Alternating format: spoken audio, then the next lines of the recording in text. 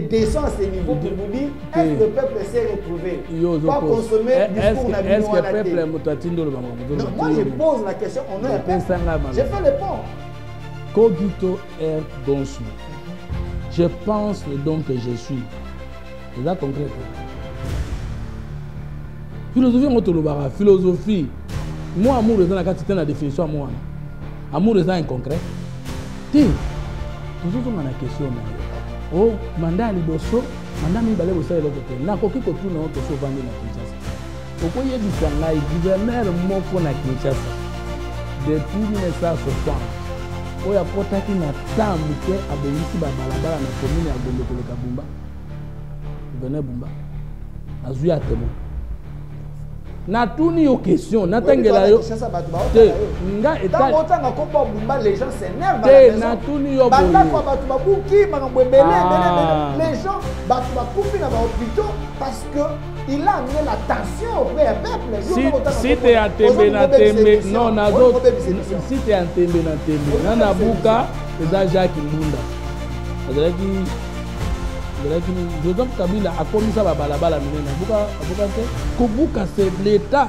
babuka ba construction anarchique kobuka ta yo soko na pouvoir soko lingo bonso kobuka parce que quand quelqu'un construit sur l'emprise de l'état comme les pasteurs Godin Boy ndako asombi eza na emprise publique tango babuki yango nani ngobila lingi nani Bumba lingi ngaite.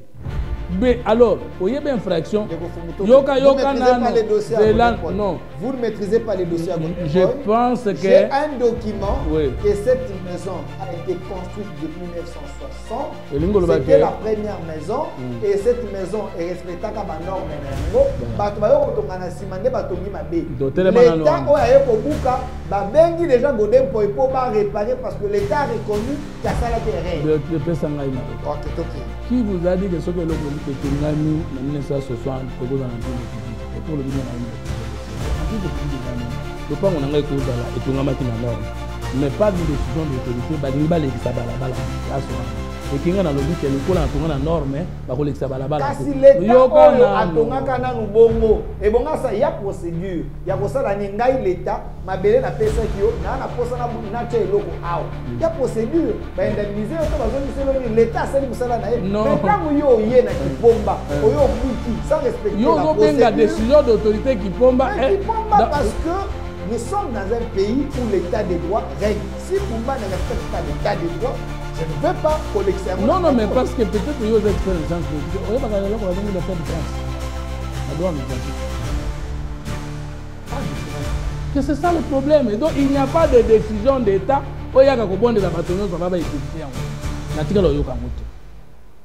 Les pouvoirs, les prérogatives exorbitantes. Homme d'État est un autre statut. S'il vous plaît, monsieur Vumton, est-ce que l'homme politique congolais est-il préparé à discours aux emplois? Parce qu'aujourd'hui, les Congolais, hommes politiques, vie à pilon, les honneurs, ainsi de suite. Il peut prendre les armes. Il peut monter une rébellion. Il peut créer une opposition un peu farouche pour que l'homme, pour des raisons d'État, chef de l'État, qui est sous un dialogue parce que l'autre s'est fâché. Comment faire pour que on a quitté à la préparer moralement, qu'il n'y ait qu'une bande de touches pour que les autres peut-être on a voulu aider la place. Est-ce que Étienne Tshisekedi n'avait pas de raison de frustration des gens de l'État? Est-ce qu'il n'avait pas un carnet d'adresse s'il voulait devenir rebelle ou agresseur? C'est pourquoi il y a des gens qui, comme ma ministre, comme ma DG, comme ma premier ministre, comme ma chef de l'État, ne fait pas de quelqu'un directement homme d'État. Pour l'homme d'État, il faut dans l'esprit de l'État et de la République dans le cas de Congo. C'est-à-dire, Molimo Yamboka, nga inza bapesa nga révélation makomisa. Nzambe ya moto. Bomoto ya Nzambe, pe bomboka ya Nzambe. Et ya moto. Il y a trois choses. La dignité de l'homme, l'humanité de Dieu et la citoyenneté de Dieu.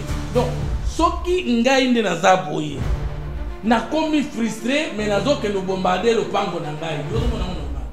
Ce qui y est de konangaï, Donatien Cholé, azalaka parmi bato akufaki na Goma, ningalo bato. Ceux qui bananaye, bakufaka na masasi na Goma, ningalo bato kwana. Le problème du Congo c'est que nous n'avons jamais eu la conscience nationale. Selon moi. Si nous croyons que, selon le troisième voie, selon l'idéal patriote parti Nangaï, que les Congolais soient tata Nangaï, l'équivalent de mon père, l'équivalent de ma mère, mon frère, mon épouse et mon enfant. Et que bateau bazo koufa na Goma, surtout quand ce sont les autres nous-mêmes, est-ce que nous pouvons bénir ceux qui les ont tués au nom de Dieu? Comme la femme se dit, moi je vais vous donner mon point de vue. À quelques heures de la sortie de terre. Ceux qui ont mis ici gouvernement, tous ont une vision à chef de l'État. Bomoko, Bokengi, sécurité, et Bomengo, Bofuluki, la vision sur la tous ont un 6 engagements. Je vous jure, c'est mon point de vue. Ce qu'on a une armée dissuasive, armée puissante, administration cohérente, prospérité nationale équilibrée, diplomatie proactive, associé à la puissance, les minés ne va défendre l'honneur et le Congo.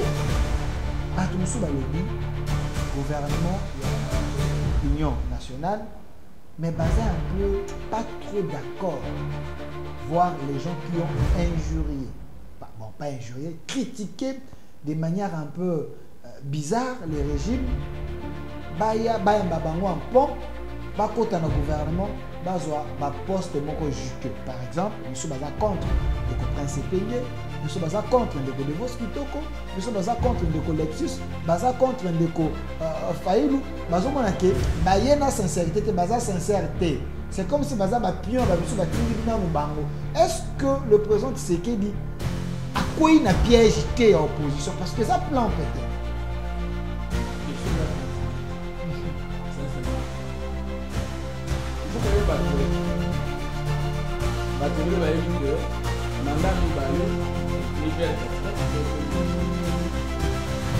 C'est-à-dire que le président Tshisekedi, ceux qui construisent changer, à tout cas dans 2 ans et demi. Au lieu de la Libanda, tu as parti à Kati, tu as mais bisombo kamunene, tu as changé l'image na bisote. Oh, tant que tu as soft power, tu as koloba.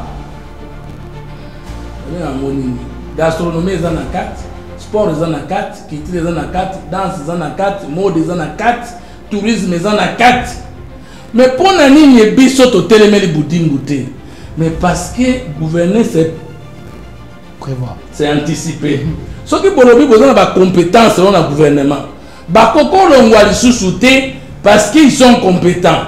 Mais les compétences qui sont fortes aujourd'hui, demain vont vieillir. Et quand est-ce que vous aurez le temps de préparer les jeunes talentueux ou compétents? C'est pourquoi on a dit que le gouvernement est parce que ça mabe. Pour d'autres raisons d'État, de l'autre photo, parti à l'humanité ni baby. Nous avons trouvé que la femme a été à un moment de l'histoire marginalisée. Est-ce que Tokoki Kolongola Mobile est compétent pour chercher une femme compétente pour faire l'équilibre du genre? D'autres raisons d'État.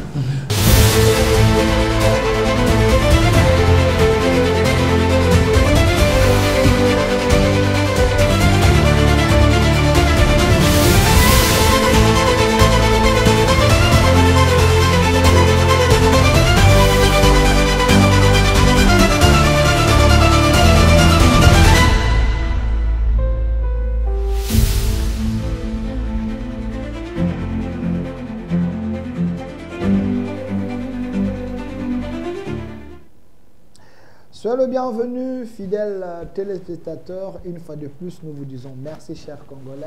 Boza Kolanda Biso partout dans le monde, en direct, dans la diaspora, en Afrique aussi, en Kilomokatu du Congo, Bissigagnon Sobozwami. L'émission est en direct sur notre chaîne YouTube, au Centre TV aussi, en direct sur Communication Plus Télévision, Boza Kolanda Biso également, sur TikTok, au Centre Facebook, au Centre TV et Communication Plus Facebook. Je vous avais promis la présence de M. Fumutoto Basanga, qui est président d'un parti politique idéal patriote, initiateur de la troisième voie, communicateur principal, selon vous, du chef de l'État parce que quand il s'agit des acquis de l'autorité, Fumutoto ne manque pas ses cibles. Il est ici avec nous, M. Fumutoto Basanga, soyez le bienvenu. Merci, mais il faut n'anongola lokolo biwana. Tenga bi selon batu naïté. Nasenga toujours que tout ça la politique. Politique est allé en noblesse. Il y a des choses que nakoyo kana matoy nangate. Communicateur principal chef de l'État nakondi mangata mukolo mangata parce que tete batu bakoloba ngana moni sika balobi te pona ndima ke balobaki. Peut-être le chef de l'État a un porte-parole. Azali, Molobeli, principal et chef de l'État. Le gouvernement a un ministre des médias et porte-parole du gouvernement. Communicateur principal Yewana. D'ailleurs, chaque ministre Azali responsable du département d'État que par rapport à l'attribution il y a un communicateur principal du chef de l'État dans le domaine. Nous avons un membre simple, union sacrée, mais nous avons relayé communication officielle avec l'institution. Alors, comment on a fait ça? Comme il y a un communicateur principal et un chef de l'État. Nazaline, membre union sacrée, maintenant qu'on communiquer en termes de relais, il y a communication officielle institutionnelle. Mais moi, je n'ai pas qualité de m'attribuer cette lourde charge. Voilà, M. Fumutoto Basanga, les gens sont en train de nous suivre en direct, même si Olinga Ngote, la majorité des gens, ils ont insisté, ils ont estimé que M. Fumutoto, le poids que vous portez dans la communication pour eux, aux alliés communicateurs principaux. Alors, M. Fumutoto Basanga, sorti à gouvernement Bato Bazako Zelayango et Belé, j'ai suivi hier Donatien Cholet, Monseigneur Donatien Cholet et Eric Senga, ils ont fait l'émission avec notre consoeur Élisée Odia. Il y a des propos sur la toile, les gens en parlent. Mais M. Fumutoto, j'aimerais d'abord savoir les gouvernements. Moto a kolanda biso, tant baka gouvernement. À comprendre nini, gouvernement eza nini. Eza lisanga ya bato, eza bato basali likelemba, eza bato bazwaki nini bavotaki bango. Eza gouvernement d'abord c'est quoi? Gouvernement d'abord, Togo définir en gros du point de vue du droit constitutionnel au droit politique. Togo qui peut définir en gros du point de vue de l'histoire et des sciences politiques. Du point de vue des droits constitutionnels et politiques ou institutions politiques, il y a un seul pouvoir d'État, article 68 de la Constitution. Bokonzi, c'est-à-dire Moko Namboka, Oyo, la démocratie, et l'objet des peuple ndé aza kolo na yango, akoki kosala lango yemoko directement par référendum, akoki kosala lango par vote, aponi bato, toko me akoki ko exercer bokonzi na wana nanzela bato ye aponaki. On a bokonzi ya peuple wana et kaboy n'habité ni misato. Le pouvoir législatif, les ali bokonzi kosala kamebe, le pouvoir exécutif ndé babengi gouvernement, et cause na ba sorte gouvernement belé, tenant compte ya ba régime, système politique, forme de l'État, et puis toko na pouvoir exécutif na utu koloba pouvoir législatif, pouvoir exécutif, pouvoir judiciaire misato. Ko soto du gouvernement du point de vue des droits constitutionnels et politiques, to ko benga ye gouvernement lokola pouvoir exécutif elingu koloba nini. Na kati ya mboka tozali d'abord on a identité nationale, on a ba l'air lutte victoire. Mboka nyonso ezana ba aspiration na bango, ba valeur na bango, culture na bango. Sikoyo gouvernement to ba benga pouvoir exécutif, ezali pouvoir et lobby nyonso ezali aspiration culturelle, socio-politique et à peuple.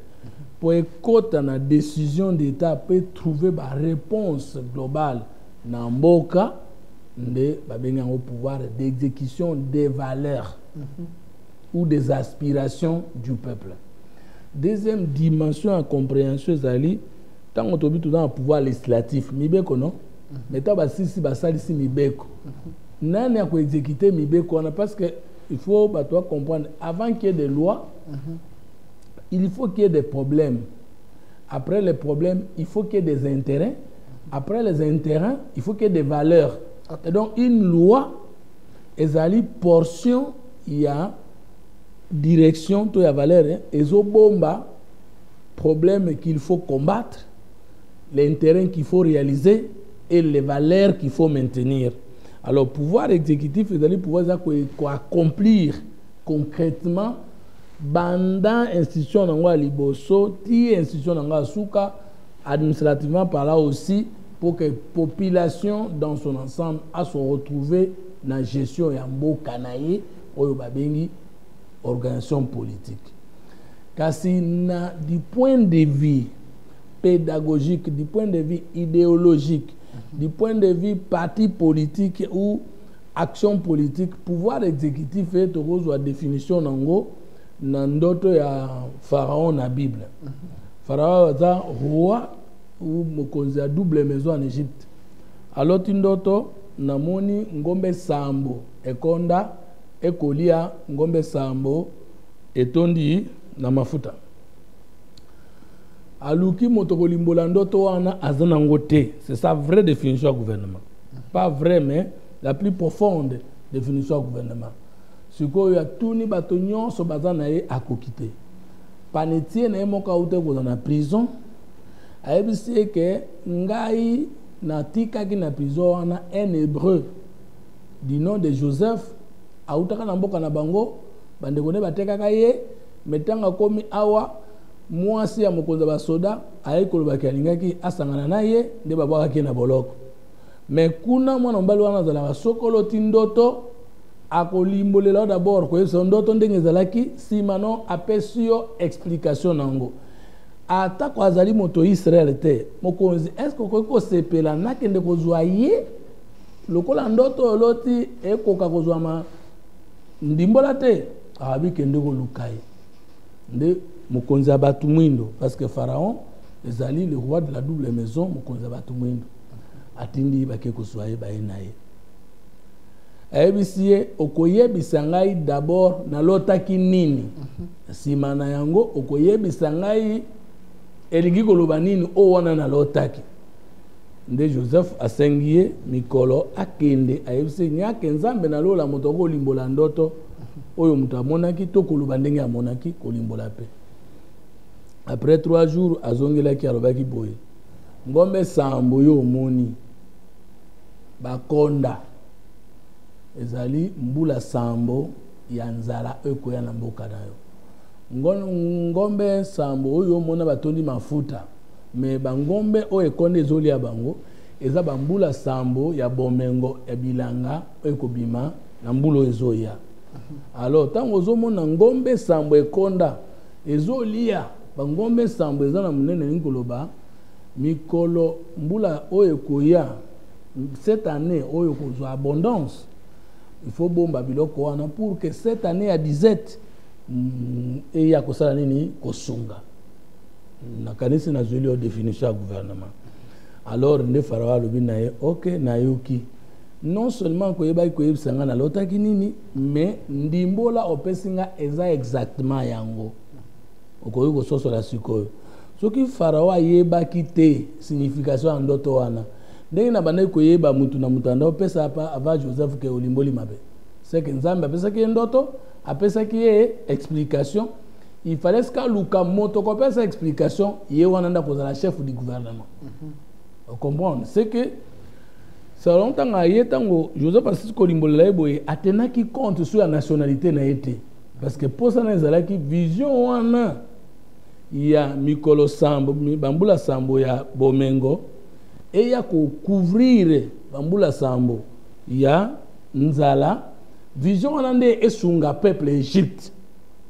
C'est que le gouvernement tango yoka babenga ngo pouvoir exécutif ngolobande homme politique nyonso wa sala parti politique oya litaka la politique chef de l'état lelo to ya lobby azaka na makambo misato vision projet de société et programme du gouvernement. Alors vision ezali perception générale globale et illimitée ya mokili pour bato ba bonga. Projet ezali priorisation ya makambo ebele bomoni ndenge nini ekosalema. Et puis programme ezali na bokonzo zwi nini botie na molongo po esalema na une année, na 3 ans, na 5 ans. Koyo gouvernement ningi koloba ozwi moto oyo akoki kolimbola ndoto na yo malamu pe akoki kozwa projet de société na yo a programmer yango pour makambo bando salema en journal de la semaine, en journal mensuel, en journal de 3 mois, de semestre, de l'année et de 3 ans et de 5 ans. Donc, gouvernement Ngolo instrument de la mise en œuvre, mise en pratique de la vision et du projet de société politique. Alors, M. Fumutoto, donc, autrement dit, gouvernement Ngoloba, vision divisée par les projets de société est égale à les valeurs qu'il faut réaliser dans le temps avec les ressources humaines, les ressources financières, les ressources matérielles dans le lieu connu. Merci. Alors, donc, yangonde epesaka bulwana olotaki wana ekoko kisamaka mikolo nyonso ndenge nini pour qu'à la fin de 5 ans oloba sur 10 G6 G7 G8 ou rien. Alors, M. Fumutoto Basanga, parce qu'il y a assez de gens qui sont en train de nous suivre, je dis bien, je vais faire une exception aujourd'hui pendant 20 ou 30 minutes, prendre vos questions sur les gouvernements Oyo. Il faut ébimater quels sont les gens Oyo. Bakoki ko accompagner vision mokonzamboka parce que bolanda ki na mandat liboso na mandat mibale mais ndeko Fumutoto Basanga parce que mukili za kota la biso bato bazana ba fièvre na ba salon politique mais je voulais savoir au lobifo au plus exemple à Joseph Pharaon a trouvé un homme ou a interprété ndoto nae a lobete yonde il faut kumba vision oyo de façon que to kana ko aboutir na ba résultat. Maintenant, les pharaons où Joseph n'avait pas travaillé seul. Il était également accompagné. De la même manière, ceux qui ont vu le symbole de chef de gouvernement, tu as vu le roi Madame Souminoa, tu as vu le roi Pépé Lunkamba, tu as vu Sama Lukonde, tu as vu Chibala, tu as vu le chef de gouvernement. Mais qu'est-ce qui fait que, à un moment, le chef d'État s'est dit, il faut remanier, on a changé le gouvernement. Est-ce que c'est pour satisfaire les politiques? C'est pour céder face à la pression ou c'est parce qu'à Monique, vision n'a qui s'est mis, il faut changer d'acteur. Il faut rappeler que comme ça tombé na Otukoloba.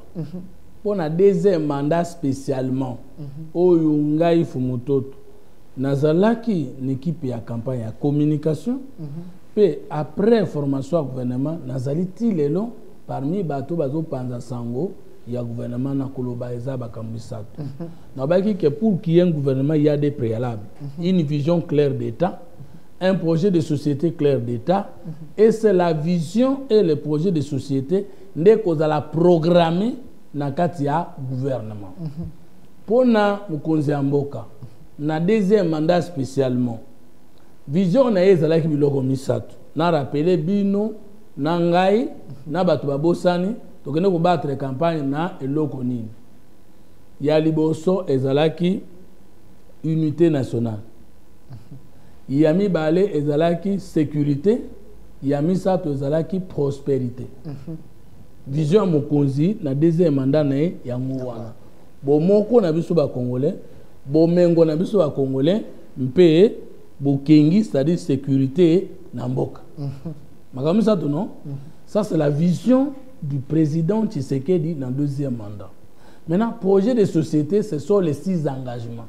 Il y a la différence entre la vision et les projets de société. Maintenant, les programmes, tant ya moniete, la vision on a unité, prospérité, sécurité, moto akokumba yango pe ko limbo lango malamo ezali maman Judith Souminoa Tuluka. Ce qui fait que maman Judith Souminoa Tuluka yebi vision ya Pharaon Elinkoloba Ngombe Sambo bakonda bazoli ya Ngombe Sambo ya munene. Vous comprenez? Deuxième chose, le chef de l'État a décliné que vision nanga onamoni ya makaomi satu. Sécurité, deuxième chose, unité, troisième chose, prospérité. Na kaboli yango na projet de soutien na landela makolo motoba. Vous comprenez? Après, attends posa à premier ministre aya kosala nini? Azwa vision na makamomi satu. Na projet de société makamo motoba akabolango na biteni mitano. Valeur nango ezani to benga ngo ressources spirituelles idéologiques. 2. To sala on attend nini? Il y a les délais constitutionnels, il y a les mandats. Ce sont les ressources du temps. Okay. Délai constitutionnel, c'est-à-dire les mandats du chef de l'État est de 5 ans renouvelables une seule fois. S'il n'y a pas de changement de constitution. C'est ça les délais, non? Les délais là, c'est l'Ikambo Kosale là, et Kosala Ngonga Boni. Dans les temps, dans les temps est fixé. Voilà. Yango Yoraka, mandat député, ça combien? 5 ans, renouvelable plusieurs fois. Mandat gouverneur, ça combien? Aujourd'hui, Bosso, ba valeur nini bolingi bosalela. Parmi 3 points, il y a vision à chef de l'État. Ba valeur nini bolingi bolekisali bosso priorisé. Parmi 6 points, il y a projet de société à chef de l'État. Parce que beaucoup ça on a ngonga nini temps. Programme gouvernement Zalaka, makamisa tunakati annuel 3 ans et 5 ans. Programme du gouvernement des Unions sur la Zalaka, makamon subomona nambulo 12 mois, nambulo zoya dans 3 mois et tout ce qui s'en a 5 ans. Ce qui nous eu pouvoir pour reprendre les kakandengwana en continuité. Nde maman Souminoa akobenga mapona ko traduire la vision de 3 choses et les projets de société de 6 choses en programme du gouvernement.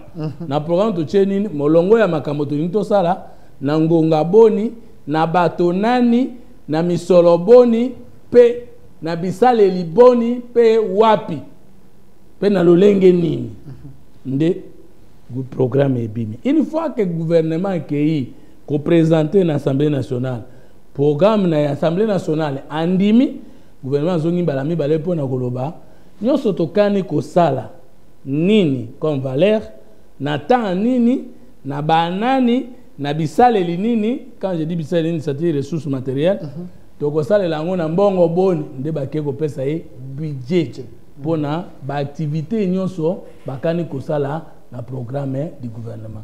Donc quand est-ce qu'on peut remanier le gouvernement? Les questions sont pertinentes et bonnes questions.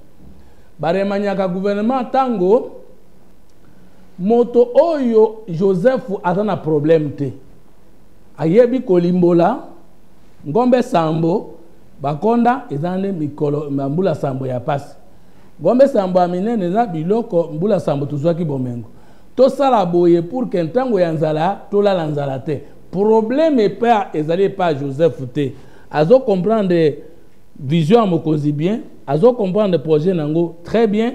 Azape ko manager to ko coordonner ba différents portefeuilles nani département d'état malamba ministère to ba portefeuille malamba mais na kati na ye na se na ye ezali na ba ministre mosusu to ba kambi ya département d'état mosusu kokoso ekomonana na musala na bango ya kokokisa vision ya mokonzi na projet de société na bango.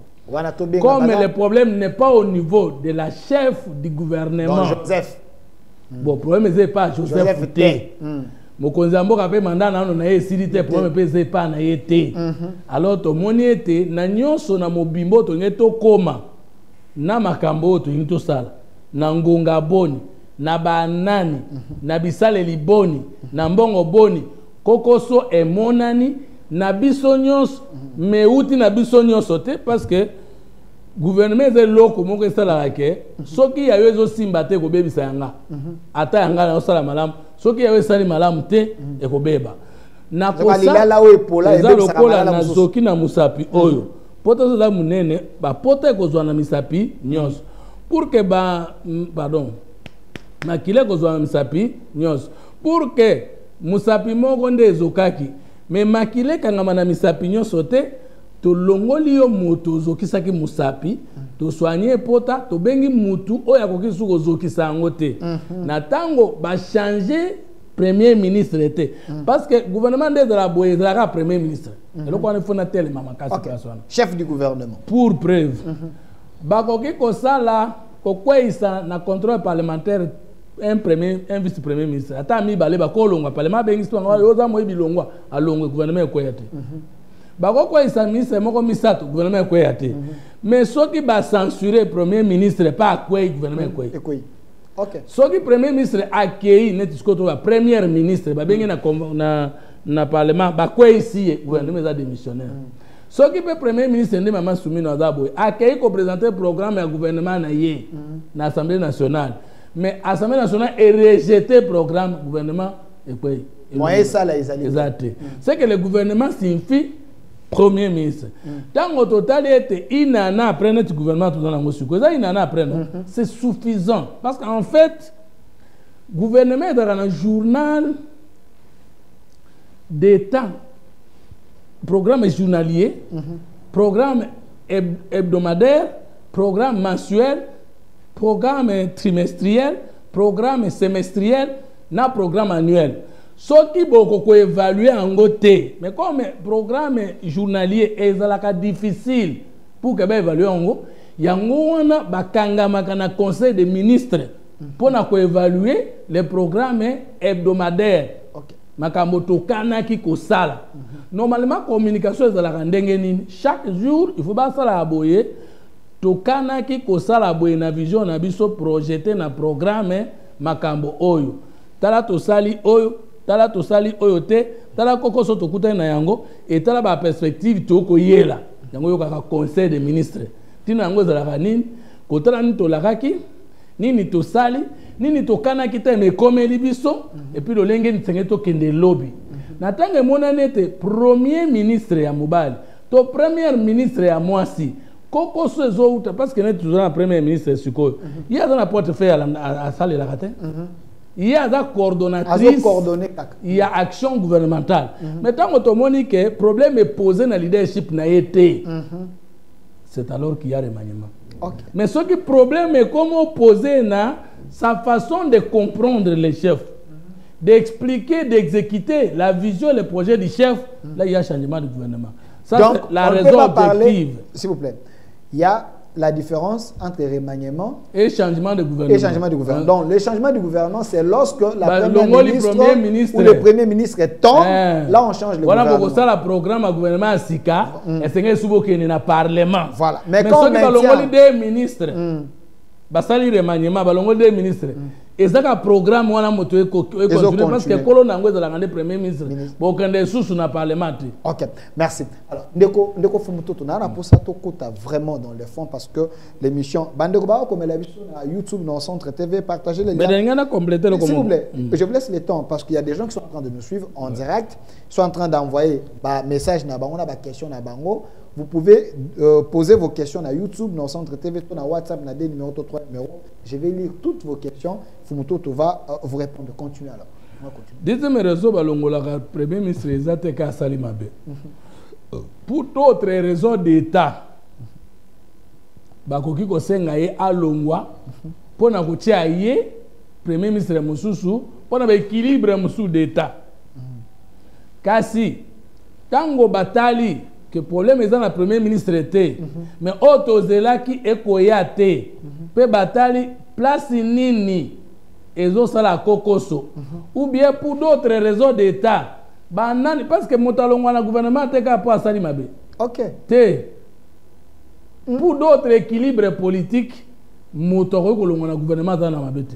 Mais là, on a des que commis mabe. là vous risquez d'énerver les gens parce que les gens qui sont compétents, les gens qui travaillent, mais parce qu'il faut satisfaire quota à Bamisusu pour des raisons politiques, on l'enlève. Alors Mboka est freiné parce qu'il faut satisfaire les gens, les immerses des gens. Réseau d'État il y a ça là, et ça les magas pour Mboka et Bonga Koleka. Il n'y a pas de réseau d'État dans les mal. Mais je te dis, il y a une science. Il n'y a pas les raisons d'État dans les mal. Il y a un seul art et une science juste, sain et immuable qui n'a jamais été créée pour détruire son pays, c'est la politique. Vous dites. Il y a une seule science, un seul art dans Mokiri. Où est-ce que la consulter contre Yango Moko, c'est la science politique, c'est art politique. Politique des awana. Okoki ko dribbler adversaire na yo. Okoki ko dribbler ennemi na yo, mais ba dribbler ka peuple. On ne fait jamais la politique contre le bien-être de son peuple. Et Moutounion soit ça la politique contre son peuple à Soukamabe. La politique est hyper sacrée. Tala dictateur nyon so nyonga mboka na ye ndenga suka. Ba nyonga kamboka te. La politique on peut contourner tout le monde. Au moins dans la politique boy. Nako kende na boy kotanga mboka. Pona ko longisa Kongo na bombarder bato na bomi bango baza ba congolais te. Nako za na problème na niveau nzambo asala ki bato. Mais na niveau ba koko na ngai na moral na mboka na biso na ta problème te. Tu peux tout faire en politique pourvu que ton peuple te retrouve, il n'y a pas de sanctions. OK. Mais si tu fais même en pensant conception na yoko bebisa collectivité politique aux autres dirigés, tu vas mal finir. Donc, vous êtes de ceux qui épousent la politique machiavélique. Quels que soient les moyens, il suffit que l'objectif soit atteint. Parce que et atteindre l'intérêt à peuple. Comprendre. Il n'y a pas de morale universelle, sauf si nous la décidons. Morale est que Batunion Sobola, mon habitude, voilà ce une essence, par exemple, l'humanité. C'est une essence de tous les hommes. Tu comprends? Mais tous ont une prédation, tu comprends. Les léopards entre eux ne se mangent jamais de leur vivant. Il y a des prédateurs. Même ndeko na banga kufi bakolia ete bakokundai. OK. Oui, il y a des prédateurs qui se mangent pas, bakoki jamais kolia musuna ndeko na bango. Maintenant, un homme politique ne peut pas tuer son peuple. Mais un homme politique au nom de son peuple peut tuer d'autres peuples. Vous dites. Motosala la politique, akoki kolia mboka na ete. Mais akoko nyoko la mboka musu pona mboka na ekende liboso. C'est permissible, c'est accepté. Donc, il est prêt à faire du mal aux autres pourvu que sa communauté se retrouve. C'est ça la politique. Donc, mais au cas où jamais contre Mboka. Alors, nation, il y a gouvernement parce que vous dites, on peut remanier un gouvernement pour des raisons d'État. Maintenant, pour des raisons d'État, naka otozali. Est-ce que les consultations que le chef avait demandé, son conseiller principal, Agokana Kosala, c'était parce que dans le gouvernement, il y avait des pions au Bazaraki, qui répondre était la vision à chef, ou soit c'était pour des raisons d'État, il fallait amener les autres dans le gouvernement. Ngai, on a intervenu dans l'émission comme politologue. Oui, mais aidez-nous par rapport à cette question. À quelques heures ou quelques jours, si jamais, ndenge tozo yoka, on a une voix d'autorité, on a une rumeur que le gouvernement à quelques heures. Ndenge intervenir pour apaiser les gens en tant que politologue, pour expliquer et ça les makandenge. Pour d'autres réseaux d'État. Ne pensez pas que pour le gouvernement, il faut qu'on s'en mabe. Non. D'ailleurs, on peut te réserver pour autre chose. Ne croyez pas non plus que ce qu'on continue au gouvernement, tout le monde ne peut pas entrer au gouvernement. Sinon, comme un gouvernement éléphantesque et charge publique en termes de finances publiques, en termes de moyens de l'État, peuple. Ce qui volume et institution et l'équipe makasi, peuple a kokufa. Une parenthèse, monsieur Fumtutu, Sunga comme politologue, s'il vous plaît. Sunga comme politologue. Ce qu'on le dit bon, sans koluka polémique, c'est juste comme politologue. J'ai suivi un professeur d'université qui est économiste à l'objet na RDC par rapport à mon aîné à Mboka na biso. Il nous faut un gouvernement qui répond à taille à RDC. Ce qui veut dire qu'il faut avoir assez de gens pour éviter des frustrations. Je cite le professeur Vital Kamerhe. Vous, comme politologue, bon, cette approche... Autant que la chronique politique, parce que ça, c'est une analyse contre. Non, non. Je cite l'auteur. Banyamo baliaka batu. Baninga banyama bazakebele na zamba te soki nte nyama moka otikala te. Nzamba sala pe boye. Ba pati nzoto ezebele mais mutu kaka moko ndeza pe mukende tambusaka mboka. Jamais ta gouvernement ekolanda volume mboka. Sinon très de vie des institutions et qu'on a plus de 60% à finance puis les autres kuna alors que to chama kuna ne pour servir le plus grand nombre. Et je crois parmi les reproches, c'est que Bamboko est normal. États-Unis n'a besoin d'un légume. États-Unis. Bango est combien de ministres? La secrétaire d'État. La France. Et pourquoi tu as Congo 4 fois? Moins de 20. C'est ça. Nigeria, les légumes sont menés. Non. C'est-à-dire, Nazolo Baboyeke, tu retenir le Koyo. Ce n'est pas seulement parce que tu as mal géré que tu quittes le gouvernement. Ce n'est pas parce que quand le gouvernement qu'on ne te reconnaît pas compétent. Il y a beaucoup de pesanteurs pour nous dire que la paix est biba, to kokota te, to kokota na gouvernement. De bonne foi. Deuxième élément, tant que lobby pour des réseaux d'État, parce que tout le réseau moko. Conseil spécial du chef de l'État en matière de sécurité. Et ça y était une consultation. Mokonzi mboka nde alobaki na pas ce comme limboka. Pour nalobaki que vision les amagamboni, nalobaki sécurité, unité et prospérité. Nde to batraki campagne. Plus 6 engagements, plus de sécurité. Koko so ekoti banguna bakote biso na mboka na tie 3 fronts. Front diplomatique. Au cours de la compétence en sciences politiques, mosa compétent na droit. So batiki yo po baluka moto pour des raisons d'État, à un profil ouana, à cause de l'étranger tout congolais, comme le cas de Joseph. Yo les la kebandimi yo te ozama carte na likambo mais na o wana bana posta ozate. Front diplomatique, front militaire, front populaire. Na front populaire, de mokonzambo kalobi na kobenga ba congolais pour un gouvernement de large union nationale. Ce n'est pas que balongoli yo parce que au quitté. À cause du fait que le pays a besoin de plus de cohésion pour faire face à l'agression, yotika nano compétence sous soit kota pourvu que mboke kende liboso.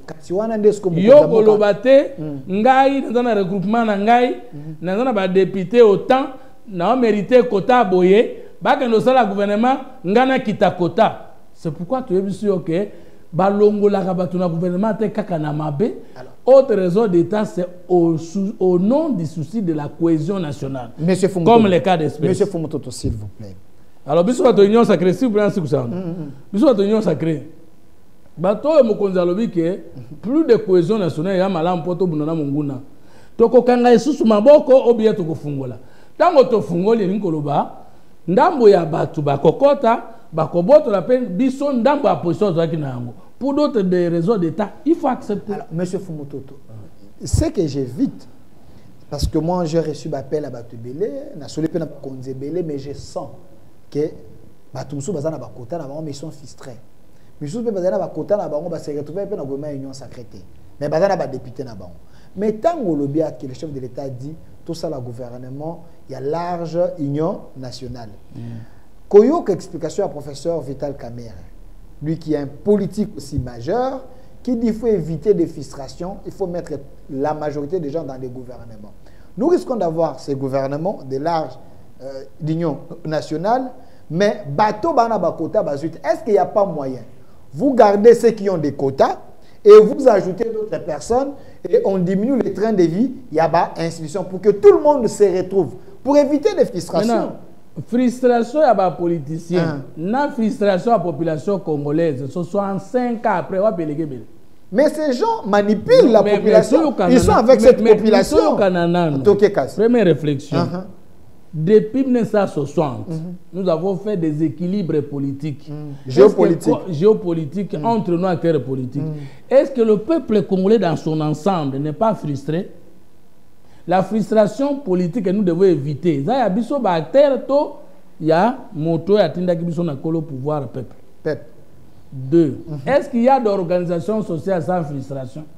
Est-ce qu'il y a INC, il n'y a pas de frustration? Est-ce qu'il y a un parti qui peut arriver au pouvoir et satisfaire tous les membres de son parti? Ça existait dans le monde. Est-ce qu'à l'IDPS, tout le monde s'est déjà retrouvé? Il y aura toujours des frustrations, mais pourvu que le Congo gagne. Ok. C'est ça le problème. Intervention Nanga va sortir au gouvernement Zali. Nalingi na yokate biso population biso les ressortissants se retrouver nous vous se vous retrouvez parce que dans le français depuis que vous vous êtes retrouvés il y a un vu comme depuis vous retrouvez vous comprenez nga na ça na côté donc on va battre na biso depuis vous retrouvez ce qui va retindi bino isusu na gouvernement na biko retinda zali ko tinda lisusu moko tapé ba musu na ba 16 fois ministre ba musu 10 fois ministre ba musu 8 ans ministre ba musu 9 ans ba musu 10 ans ba musu 5 ans. Est-ce que tokoki ko kanisate que pour d'autres raisons d'état ata au quotité yo déjà son quota? Monsieur Fumutoto, tokoko lo bateka ata yo au quotité, ce n'est pas la fin du monde. Monsieur Fumutoto, nous avons besoin d'un gouvernement de vertébrés. Un gouvernement des gens compétents. Un gouvernement des gens qui ne tâtonnent pas. Un gouvernement des gens qui ont pour la solution. Je prends un exemple. Je ne veux pas que ça lèse les autres, mais je pose la question comme politologue. Vous avez un ministre, je prends un cas. Ministre Jean-Lucien Boussa. Dans le respect, un homme intelligent de mon pays. Gouvernement Sami Badibanga, il était ministre. Sami Badibanga D, ce pays Azala ministre. Gouvernement Tibala, Azala ministre. Gouvernement Sama 1, Azala ministre. Sama 2, Azala ministre. Soumino 1, Azala ministre. Azapena Kota Naye, Azala député Naye. Une telle personne, parce que nous voulons aller dans la solution, ceux qui a se retrouver dans le gouvernement OT, est-ce que ça ne serait pas un péché sur le plan stratégique parce qu'on a besoin de telles personnes qu'on a apporter la solution parce qu'ils sont déjà mûrs et matures?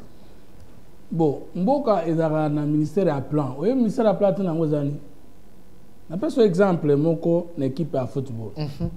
Tout le monde regrette les lots Boudimbu, Ponanini, Akeko Pesabiso, 10 millions de dollars na Barça. Na Monaco, na Milan. Na ba priorité. Ponanini elebe akobengela biso tourisme na festival mondial de la musique et du tourisme alors que mboka ezana bitumba. Dandangai. OK. Mais papa 10 millions de dollars to mona ngwebele. Mais ekozua ba entraîneur ya Barça ba koyawa ko entraîner ba jeunes congolais na mboka mobimba awa kaka na Kinshasa te. Ekozua 50 jeunes congolais comme mabango na Barça. Ekopesa biso ka contrat 10 millions une salle de 100 mètres je crois carré je crois si j'ai bonne mémoire auto ko exposer ka biloko na biso. Kaka yango soka entraînement ezali bakobanda kolata ba polo et komami air de soccer de l'Afrique. Kaka yango natango match ezobeta ndeto mona na mokili mobimba na ba place wa ba panneau publicitaire wana kombo ya mboka na yo ekobanda koloba mais ti bango koya ko entraîner biso ti biso ko kende kuna na tike na makambo nyonso koleka wana eko salema kaka na mbongo topesa ki bango. Rwanda mtambo kamuke azana Chelsea azana PSG azana Bayern azana Tanga mais biso mboka munene toko changer image na biso te oh tango tozolo ba soft power toko loba bani amonini gastronomie ezana 4 sport ezana 4 culture ezana 4 danse ezana 4 mode ezana 4 tourisme ezana 4 mais pona nini biso to telemeli budingu te. Mais parce que gouverner, c'est prévoir. C'est anticiper. Ce qui est besoin de compétence dans le gouvernement. Parce qu'ils sont compétents. Mais les compétences qui sont fortes aujourd'hui, demain vont vieillir. Et quand est-ce que vous aurez le temps de préparer les jeunes talentueux ou compétents? C'est pour ça que le gouvernement est capable de faire ça. Pour d'autres raisons d'État, Bino, de l'autre photo, partie il y a humanité ni baby. Nous avons trouvé que la femme a été à un moment de l'histoire marginalisée. Est-ce que Tokoki Kolongola Mobile est compétent pour chercher une femme compétente pour faire l'équilibre du genre? D'autres raisons. Toki de l'autre lobby, pour moi, la fonction, dès que vous avez une expérience professionnelle de 5 ans. Mais jeune à 27 ans à l'université. Ce qui est même quand il aura 40 ans, mais il a besoin d'expérience à 5 ans. Expérience à s'acquérir en travaillant. C'est ça qui fait que pour d'autres raisons d'État, même si on est compétent, on peut dire pour la politique et la planification, pour la promotion à la jeunesse, tout le monde l'appelle micro comme compétent, bango comme ba conseiller, ba l'expérience na bango, na ba jeune oyo bazoya ndeloba si jeunesse savait et veillait c'est pouvait. Jeunesse savait akoye bananda ko. Donc yo lingi muto za jeune ti 40 ans jeune. Donc ce n'est pas ça le débat. Le débat c'est que si tout le monde comprend au longo pour d'autres raisons d'État et que Moutoua Nazoya Kobongisa quand même place au Lina au Bongisa Yango, le bas que le Congo gagne avec Koussamoa. Et c'est ça le sens d'État. Et c'est ça la noblesse. Et c'est ça un homme d'État. Mais puis tout le Congo, soit Motako ministre homme d'État, non. Est-ce que l'homme comme un ministre est un politicien? Monsieur Fumutot, homme d'État est un autre statut. S'il vous plaît, monsieur Fumutot, est-ce que l'homme politique congolais est-il préparé na discours aux Anambouans? Parce qu'aujourd'hui, les Congolais, hommes politiques, au Bamessana, na via pilon, les honneurs, ainsi de suite. Yesoki Azangiango, il peut prendre les armes. Yeso Azangiango, il peut monter une rébellion. Yeso Azangiango, il peut créer une opposition un peu farouche pour que l'homme, pour des raisons d'État, chef de l'État, qui ne soit dans dialogue parce que l'autre s'est fâché. Comment faire pour que Owana Soka quitte, à la préparer moralement, qu'il n'y ait qu'une bande de touches pour que les autres bakota peut-être n'a connu qu'aider la place en sous. Est-ce que Étienne Tshisekedi Ouamulumba n'avait pas de raison de frustration de prendre les armes après les études de 2011? Est-ce qu'il n'avait pas un carnet d'adresse s'il voulait devenir rebelle ou agresseur?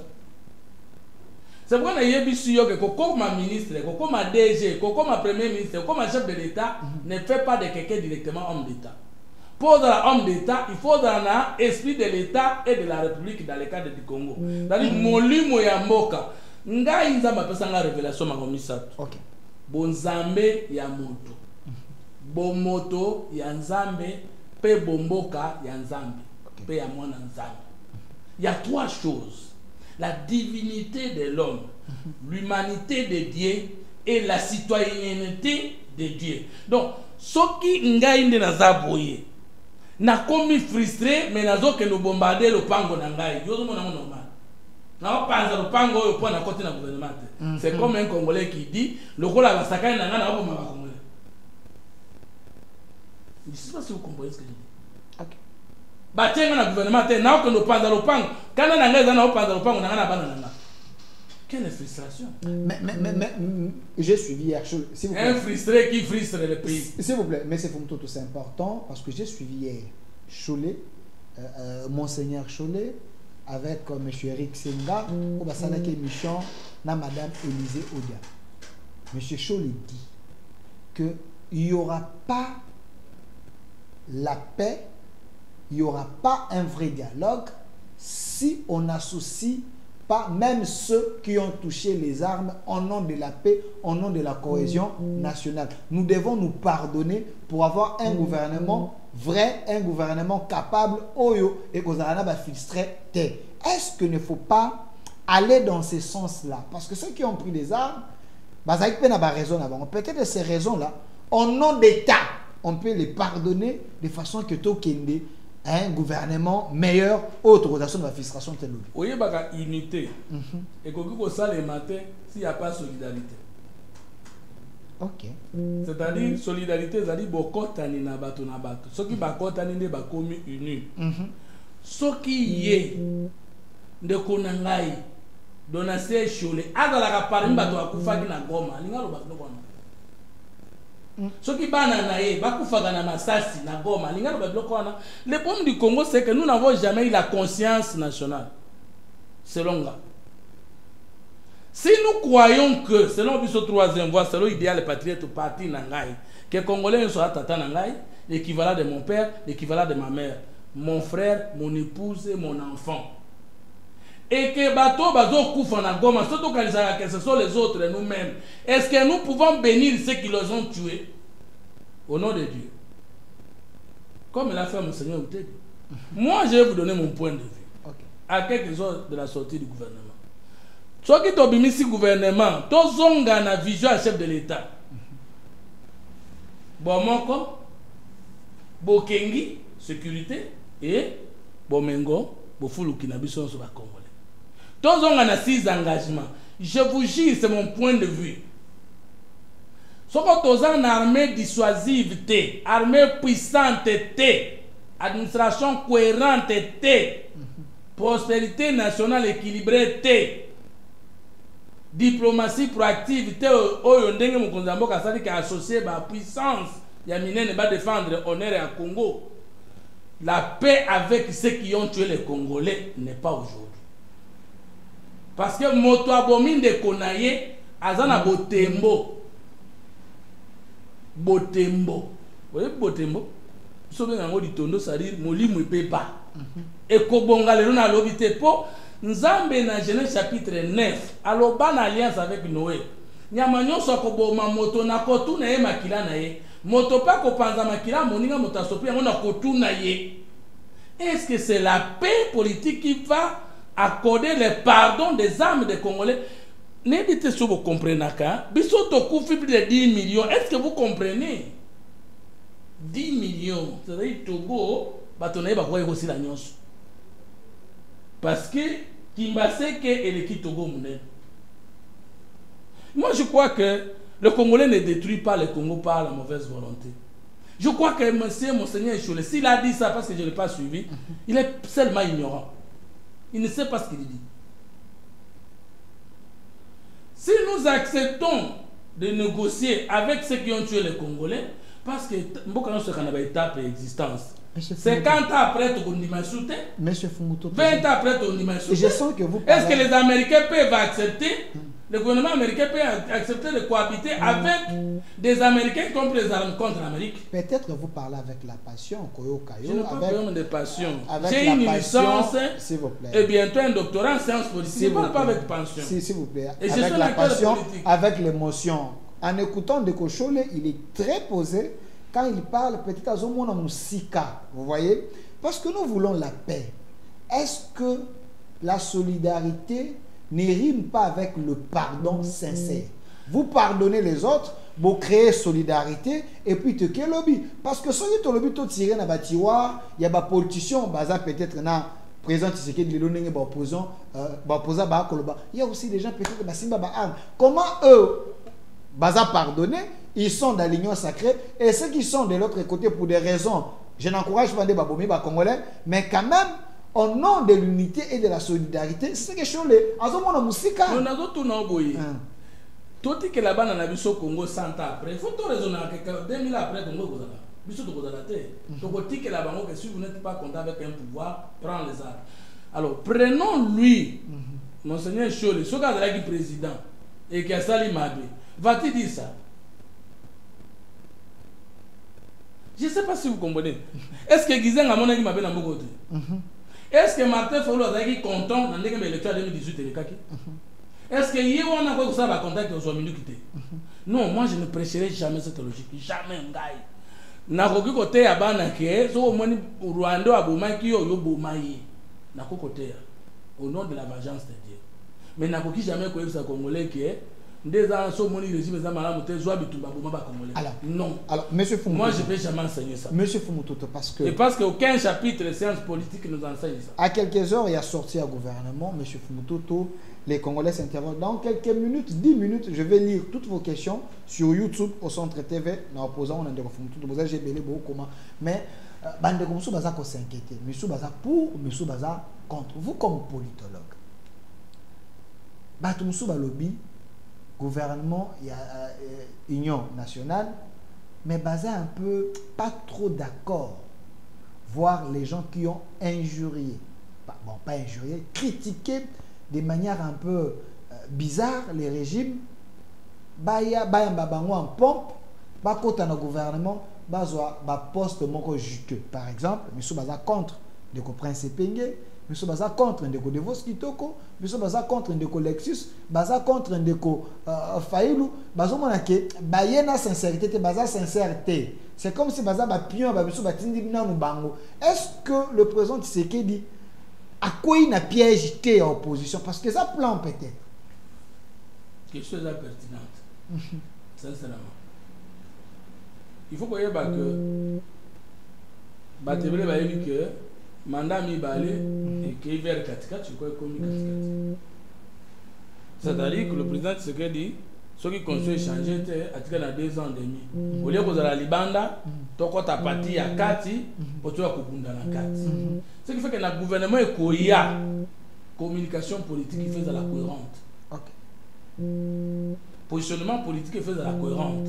S'il y a un changement de la constitution, ça va nous continuer avec le président Tshisekedi. S'il n'y a pas de changement de la constitution, c'est que le président de la République va céder. Donc à côté que là, Dauphin a des termes, on n'attend pas que la démocratie doit faire de la matière. Dauphin dans la monarchie, dans le royaume. Successeur. Na parti normaux, parce que la primaire, na la parti politique, et puis sur l'union, c'est que ce président comme organiser na niveau na la primaire, mais je ne souhaite pas que na mboka na biso to prétendre que to comme na niveau na, mais nous ne sommes pas condamnés à l'imperfection. Maintenant ce tolobi que bango baso ya toboy bango baya. De prime abord, na bo motoboye, je vous donne des raisons. Mais est-ce que tout ça les lamboka nanzo toto na molimo? OK. Mboka basala on nanzo toté. Mboka basala on na molimo. Tu vois par exemple tu es chef de l'État. Ozana de Caire antagoniste et fédérateur. Oui, c'est-à-dire que pour l'adversaire politique, il faut que nous ayons boto la bango, mais musala ozo bongisa mboka za pour na batonyo y compris bango. Deux, un homme politique a 3 dimensions. Tout homme politique est un animal. Il peut détruire à cause de ses intérêts. Mais un homme politique qui se limite seulement à la dimension animale, sans être homme politique, homme d'État, il est mort. D'où il faut réaliser 3 niveaux. Je suis animal politique, c'est primaire, c'est sauvage, c'est naturel. Deuxième chose, je suis un homme politique d'humanité. Et troisième chose, je suis un esprit. Qu'est-ce que je lègue à ma génération? On fait toujours en politique ce qu'on appelle la paix des braves.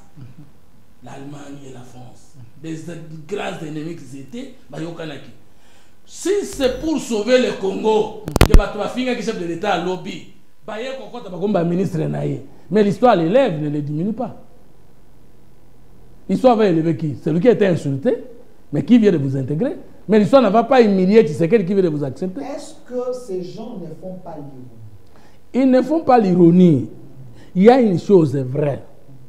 Martin Fayoul n'est pas dans la logique de prise des armes pour aller tuer les Congolais. Ça, c'est vrai. Je le connais pour avoir travaillé avec lui.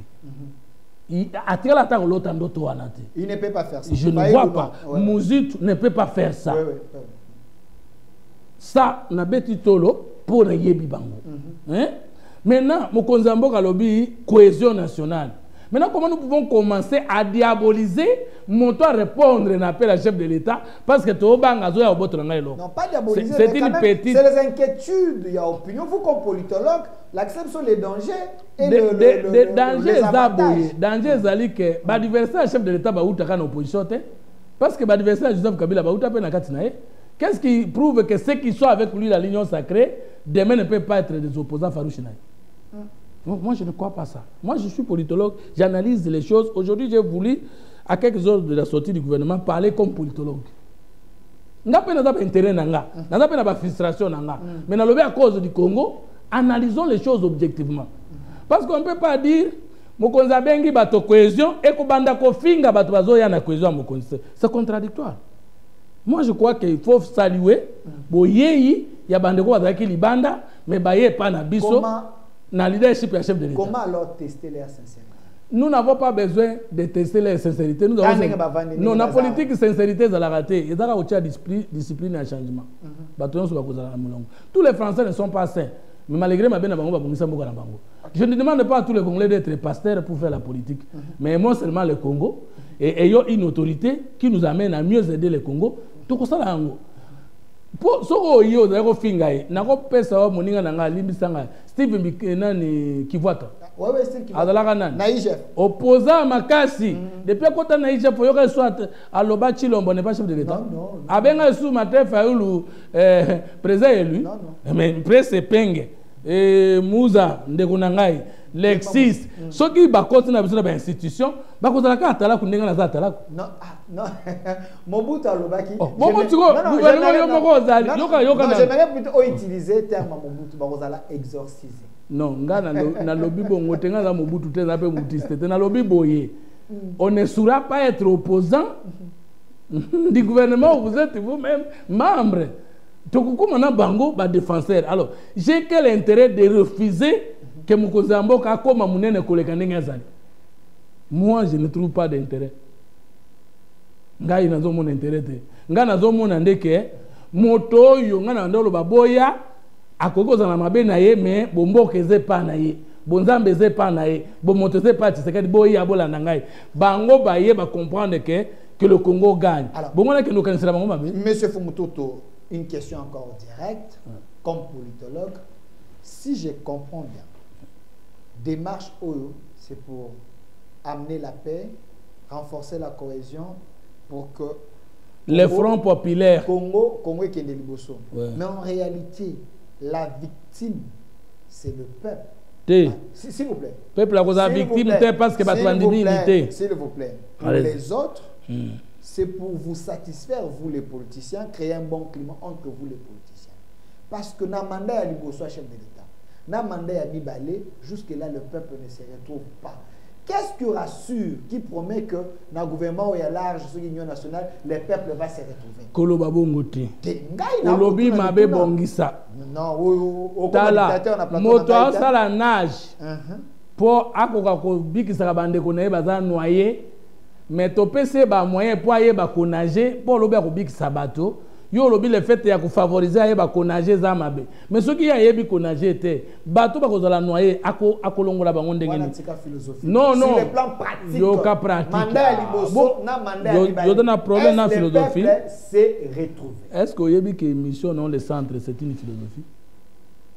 Yo au sein de la philosophie, au initie philosophie nanga. Za apprendre philosophie. Au moins journalisme au sein de la maman Botaï Babenga philosophie la mère de toutes les sciences. Ce qu'on montre ça de la philosophie, c'est un idiot. Non, s'il vous plaît, il ne faut pas dire ça. Il faut pas dire ça. Parce qu'il y a ceux qui pensent que la philosophie concrète. Est-ce que Bayebi c'est quoi la philosophie? Non, s'il vous plaît. Concrète. Alors, science net mathématiques, c'est plus le pragmatisme. Le peuple, tant qu'on a discours à Milaï, il y a des politiciens. Ah, mais vous avez petit peuple. Il y a pas discours à Milaï, il politicien. Tout le monde est là, moi, je descends à ce niveau pour vous dire est-ce que le peuple s'est retrouvé? Pas consommer discours à est-ce que le peuple est non, moi, je pose la question. J'ai fait le pont. Kogito R. Gonsu. Je pense donc que je suis. C'est ça concret. Philosophie, on philosophie. Moi, amour, c'est la définition à moi. Amour, c'est inconcret. Tout ça, on a une question. Oh, mandat liboso, mandat mi balé bossa le côté. Na koki ko tout na que souvent na Kinshasa. Okoye bisangai gouverneur moko na Kinshasa. Depuis 1960. Oya kotaki na tamuke abongisi ba balabala na commune ya Gombe koleka Bumba. Gouverneur Bumba. Azui a témoin.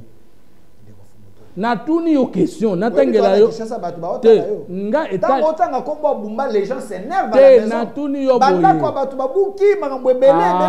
Les gens batu bakufi na ba hôpitaux parce que il a amené la tension auprès du peuple. Si tu es en tembe na tembe, non, si tu es en tembe na tembe, na buka, eza Jacques Mbunda. Joseph Kabila a commis ça balabala minena. Buka te, ko buka c'est l'État, ba buka ka ba construction anarchique. Ko buka ta yoso ko yena pouvoir so lingo bongso. Ko buka parce que quand quelqu'un construit sur l'emprise de l'État, comme le pasteur Godin Poy. Ndako asombi ezan en prise publique. Tango babuki yango nani ngobila lingi nani bumba lingi ngaite. Alors, vous avez une infraction. Vous ne maîtrisez pas les dossiers à Je pense que... J'ai un document que cette maison a été construite depuis 1960. C'était la première maison. Et cette maison est respectée comme la norme. L'État a déjà réparé parce que l'État a reconnu qu'à ça la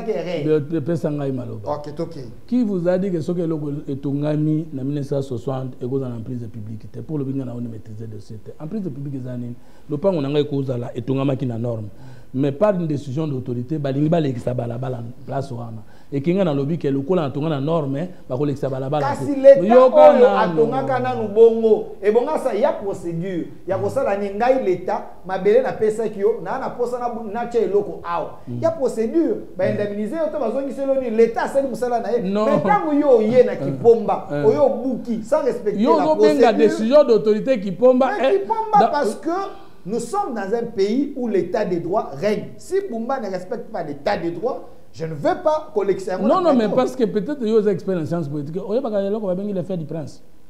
La droit administrative. Que c'est ça le problème. Et donc, il n'y a pas de décision d'État. Il y a de la bâtonneuse, ça va exécuter en haut. Les pouvoirs, les prérogatives exorbitantes, c'est la capacité de modifier les conditions de droit commun pour besoin d'utilité publique. Là, vous encouragez un État. Écoute, non, non, non, vous encouragez un État. Ces mots-là. Non. Est-ce que n'a respect à principe, n'a pas respect à principe à l'état des droits. Bon, quand on dit les sols et les sous-sols appartiennent à l'État, vous savez ce que ça veut dire?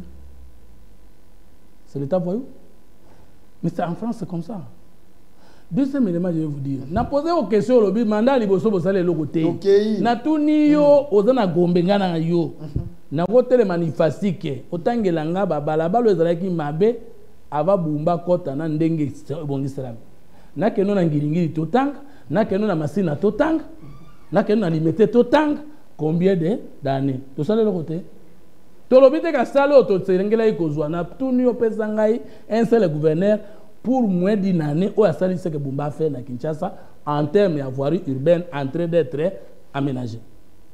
Tout ça de l'autre côté. Gratuité et enseignement. Dans le premier mandat, tout ça de l'autre côté. Qui a fait ça avant Tshisekedi? Tout ça de l'autre côté. Construction de nouvelles écoles primaires, maternelles, même universitaires. Nous avons fait ça avant Tshisekedi. Nous avons une question. Dans la justice, tout ça de l'autre côté. Nous avons Mobutu. Nous avons Mutamba. Aïba katambongo te balobi kaka procédure entamée za mabe mbongo ezali mais à perdre poste ya ministre d'État ezaki natanga Kabila nga perdre yango. Qu'est-ce que vous appelez loco? C'est ça le problème. C'est que bino ba congolais bokozala bozozela mais boboy même oboyambi. Nous ne disons pas que Tshisekedi a tout fait, mais dit que nous n'avons rien fait dans le premier mandat, c'est très grave. Non, les gens disent qu'un groupe de gens sous le régime Tshisekedi se sont retrouvés, mais la majorité des Congolais s'est retrouvés. Il semble que les gens impayés, il semble que le salaire en haut est matin le lungue est matité, les autres sont plus payés, mieux payés, contrairement à la Batumsous. Mais il faut qu'il y ait cet équilibre, même partage, il y a richesse en Boka et Zala, quand même équitable, que tout Congolais se retrouve. Mais on a trouvé que tout le monde profiter de Congolais, on s'appelle son argument contraire. Mais il y a le baki, le rôle la bino mo gérer, nan peuple se retrouver te, ba o musubazo ya. Kasi peuple nda lobby azako se retrouver te. Peuple monde yo. Il y a un groupe, un noyau de gens qui se retrouvent, mais la majorité des gens ne se retrouvent pas. C'est des questions de l'opinion. C'est des questions directes. Yo kokakate ba chrétien mais au chrétien ba. Tozonga na gouvernement. Bato bazo ya. Tokangisa bango ennemi ke bafinga ki mokonzi mboka ba insulter mais cohésion kozala wapi. On ne fait la paix qu'avec ceux qui n'étaient pas d'accord avec lui hier. On ne fait la paix qu'avec ceux qui n'étaient pas de votre camp. Autant le chef de président a fait la paix avec les autres Congolais hier, ce qui est là, c'est le Congo qui gagne. Merci. Tout le temps à Congolais. Allez-y. Bah, ben, il y a 10 minutes, je vais lire les questions sur YouTube, prendre peut-être 2 appels, 3 appels, mais Natanga, bah, question, voilà. Kamwanya, comme émission sur YouTube, j'aime beaucoup Fumutoto, très intelligent, les prêtres de la Senko sont des aventuriers.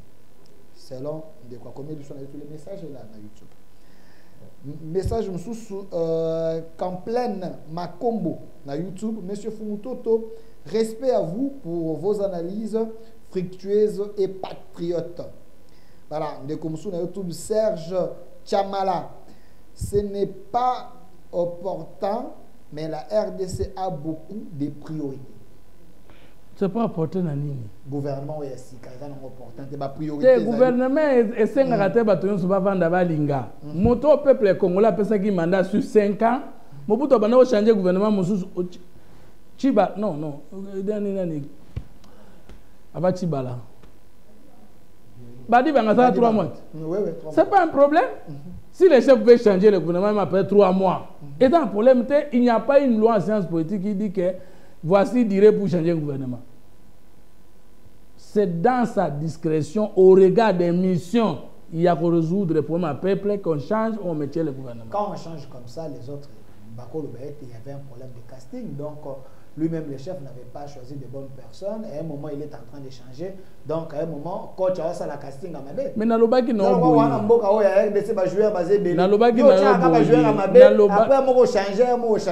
le problème est sur le joueur comme coach. Ce qui te le dit, remaniement, c'est que le problème est à casting, parce que le problème n'est pas dans son ensemble. Le problème n'est pas au niveau de la chef du gouvernement. Le problème est dans des cas qu'on peut trouver des incompétences, des mauvais, mais je vous ai évoqué d'autres réseaux d'État, notamment les fronts populaires, la cohésion nationale. Merci. Nous avons besoin de Grégoire Kalombo na YouTube. À Komi, nous avons besoin d'un gouvernement de moins de 20 personnes. Est-ce possible? Dans Grand Congo, moins de 20 personnes. Je crois que dans le système de campus, le professeur Nambalé soit mon lobby manque d'esprit de recherche et on a livre nous à mikuse manque d'intelligence aux dames l'été il y a un petit plaquette on les a livre il y a répondre moninga yo kendaka livre amener manque d'esprit de synthèse. Si vous trouvez fois Kabola Pango. Ça c'est grave. Moi quand moninga, tu appelles livre, j'ai beaucoup publié, ce sont des plaquettes. Ce ne sont pas des livres, des petites plaquettes là, parce que toi, tu n'as pas d'esprit de recherche. Voilà pourquoi tu te limites à des petites choses. Et l'autre dit, oui, toi, parce que tu es livresque, tu manques l'esprit de synthèse, par manque d'autonomie scientifique. Voilà pourquoi tu ramasses tout ce que tu trouves chez les autres et tu fais bolibiner. Je laisse ce débat dans YouTube, les gens peuvent commenter. Donc, alors, la taille du gouvernement ne doit pas être éléphantesque. Mais à quoi peut qu'on appelle condamnité. C'est ça. Parce qu'il y a des portefeuilles qu'on ne peut pas combiner. Oui. On ne peut pas combiner. Par exemple, est-ce que le budget de la finance va changer? D'abord, comme ça, le ministère de tu peux pas combiner. Est-ce que culture et art, sport? Culture et art, et tourisme. Quand c'était tourisme. En fait, non. Est-ce que il y a des ministères qu'on n'a pas besoin d'avoir dans un pays normal. Par exemple. Ministère de la culture et de la culture est dans le domaine et la vie à Moutunios. Culture, ministère du tourisme et sport. Trois ou culture. Est-ce que les Américains ont un ministère de la culture? Les internautes, aidez-nous. Quels sont les ministères qu'on peut coupler? Donc, c'est mon point de vue. Ministère des Affaires étrangères et coopération régionale. La coopération est un département dans les affaires étrangères. Parce que dès que vous dites affaires étrangères, c'est-à-dire la politique étrangère et la diplomatie, c'est-à-dire en dehors de vos frontières, comment vous voulez continuer à exister. Et cette existence peut être la cohabitation économique avec les autres, la coopération militaire et consort. Si nous voulons qu'on sangue ça, ils n'ont pas cité. Parce que tant ministère, le ministère est géré par M. Didier Mazenga. Non, s'il vous plaît, c'est important.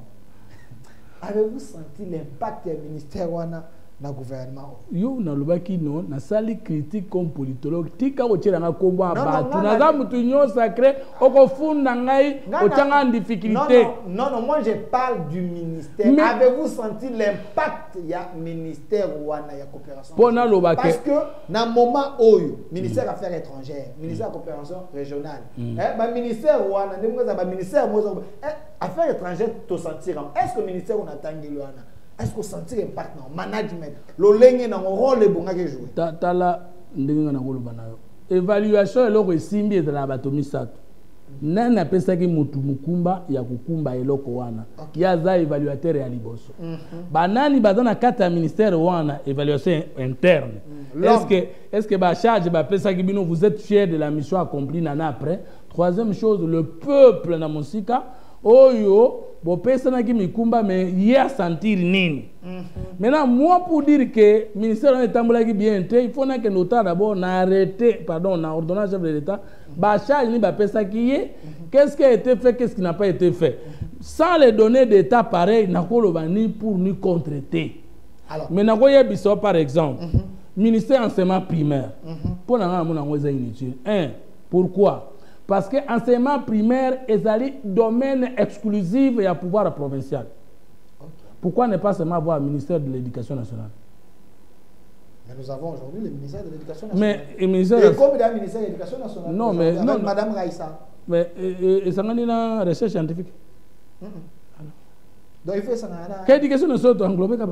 Alors, olingina pesa sur ministère bakoko tangela soki molimo ezali ya kokitisa tangela nga ba ministère bakoyi kosangisa parce que atolo bela taille gouvernement gouvernement koya pour éviter de frustrer parce que monsieur balobi à taille gouvernement fait ça ekita. Quels sont les ministères oyo ekoyi ko vendre sikamoko comme politologue to utu koloba no ezebele kasi ko tozongela susu non kasi to kende te silité parce que toi on a plus de 50 ministres.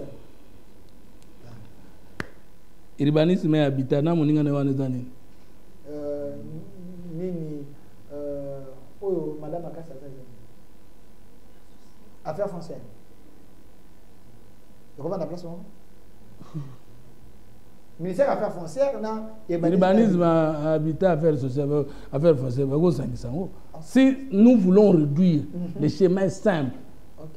Ministère à jeunesse na sport et vanité. Kasi ezalaka pende moko no. Ce qu'on va penser au point.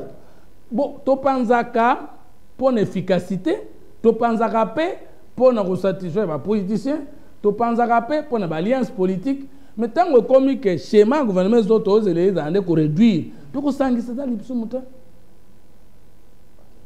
Parce que créer mon sousou ezama mobulu. Ministère à portefeuille ko sana nani. Bon commerce extérieur wana na portefeuille, na économie. Bakomi batumisa tondingini commerce extérieur portefeuille économique ko vanda placement ko portefeuille musala na ngozani suko ezara commerce extérieur pamba. OK. Bon ministère emploi na industrie ko vanda placement ministère du travail na emploi bakoma ministère mbale qu'est-ce pas comment il va dire toi le ministère il y a emploi il y a travail ezali toi le ministère il y a industrie pesa il y a une émission que il y a pas un modèle type ya kokata il y a pas un modèle tolobaka na science politique il y a pas de système politique type to kokata na biso problème ezali koyebaka ke gouvernement ekobima sikoyo soki ekobima lelo déjà makamoto le besoin en retard. Parce que le gouvernement est au malelo, ça veut dire que mukonza sa chaki mikolo to kala. Mais cause la pas Hollande, biso na minute, il peut décider à la dernière minute. Yo dans la magie wa nanga. Non, moi j'ai partagé les liens, je ne vais pas dire motunatine les liens. Mais et cause la pas Hollande. Lien oh le bagi que fumuto to crash le fait, wa bi fait on a crashé.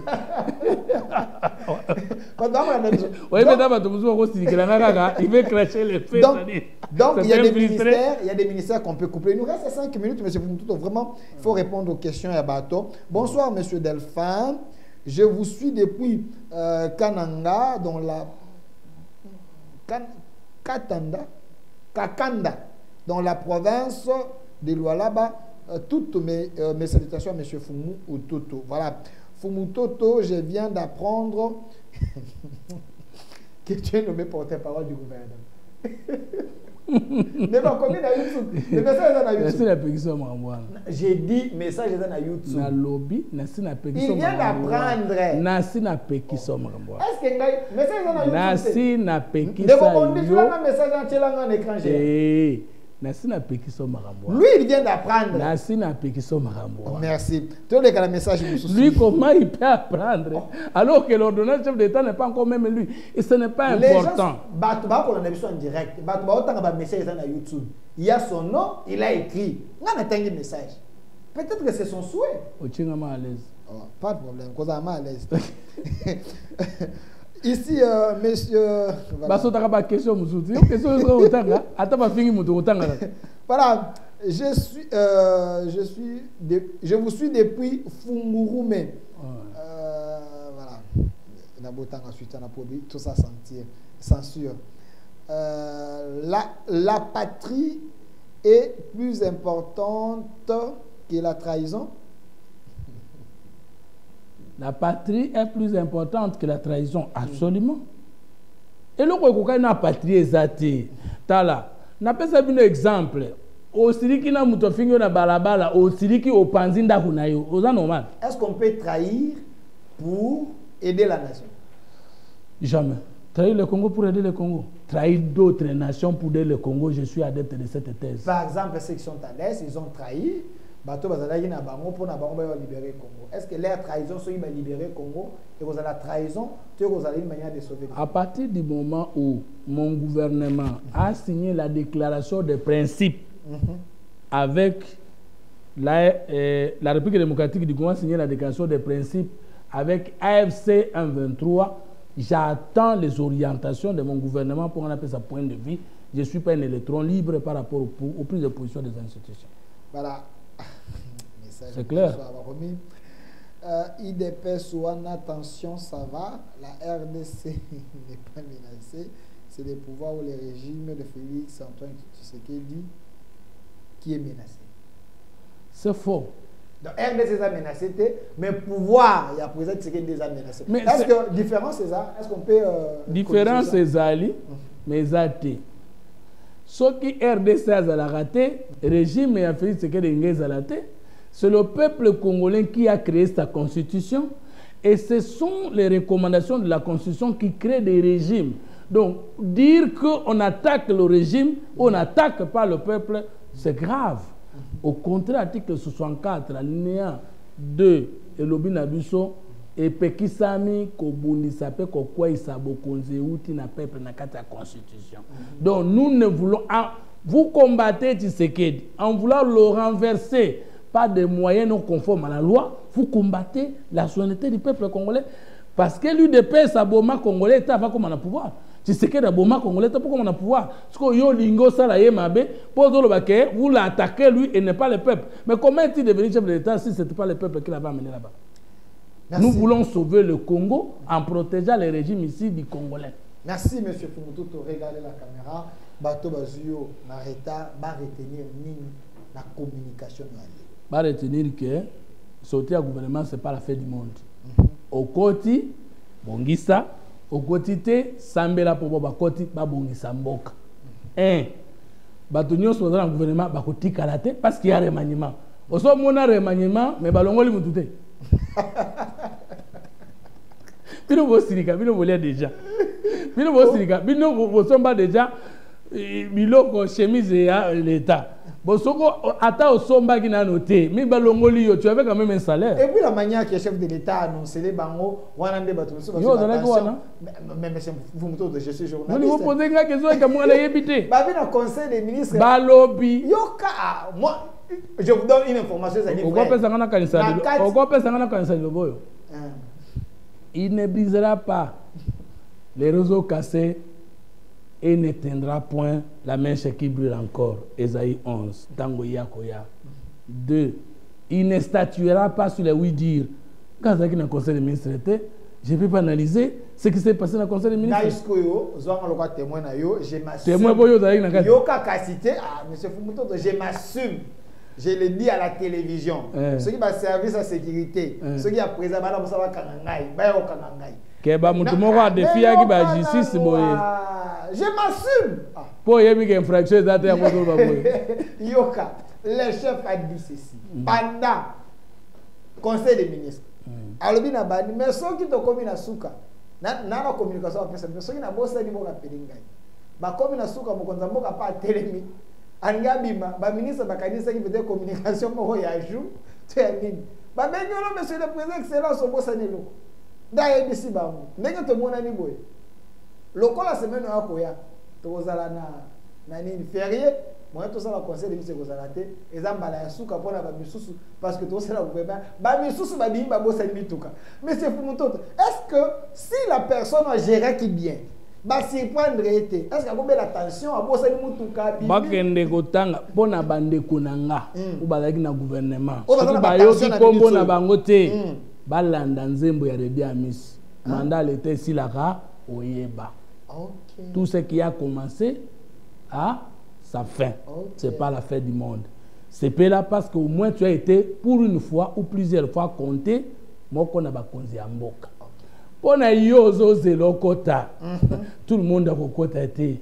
Yo botozo silika. Est-ce balaka ta yo? Et ce balaki yo ekokité. Boke kufa pona yo kanga mutema. Ton tour viendra. Donc voilà un peu. Les paniers circulent encore. Les paniers circulent encore. Le régime est encore là. Bik le monde a beaucoup à consulter. Quand mutema, na ba babuso bi ba muso bimité. Ma défendre le régime té. Là na tine go défendre le régime. Oh. Yo le bago ndima ki Félix Sekedi sans intérêt. Pour le bien, pour le bien. So quantité quand mutema, ton tour viendra. Oyebi équipe moko ya Afrique kendeki ko beta bal. Joueur moko arataki kokina voyage. Le bateau soit kendeki bakufaki. Mais tant ayoki sango ke moko ta kabiki malheur na ekomaki bonheur. Kokende na gouvernement na kokende kumba mikumba lokola mwana apusu pona peuple. So baboyi yo kumba bakumbeli yo kanda no ezani. Seko lingo kendo sali kamukuna. Merci. To lingi ko yoka te biso ba province oyo to retrouver te. Nous les ressortissants de terre. Non. Vanda mokonzo to pesaki makoki a orienter makambo mais bino bokokota to bokotite biso nyonso elongo to bongisa mboka. Merci monsieur Fumutoto Basanga, mais j'ai moi placé pour na ba ministre oyo na ministre oyo ba louer ba marabout. Basanga banda kuna bango ba pesi ba. Wana yo. Ngai na lo baite. Ba pesi bango ba chambre VIP ba che bango na climatiser marabout ko sakaza ko envoûter comme chef de l'état ba mona ekaka.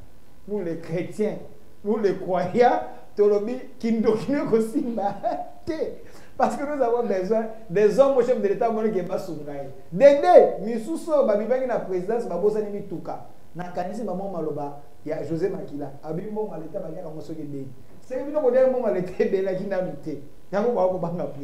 Merci à vous, M. Fumutoto Basanga. Merci également aux gens au Balandi. Le débat continue sur notre chaîne YouTube au Centre TV. Botika, ma commentaire, une autre RDC possible. Au revoir. Merci.